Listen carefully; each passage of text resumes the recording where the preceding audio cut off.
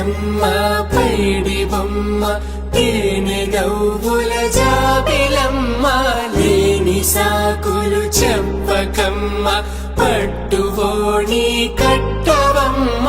నాన్నయదపై నిన్నటిదాకా అల్లరి ఆటలు ఆడినా చిన్నారి తల్లి లేత భుజములు నేడు చీరలు మోయునా చెల్లో తురిమిన మంచి సంపంగులు మెల్లో మిలమిల మెరిసే హారములు అల్లో నీరిలంటే ఆ కన్నులు అమ్మ ఒళ్ళో కంటాయంట కలకలను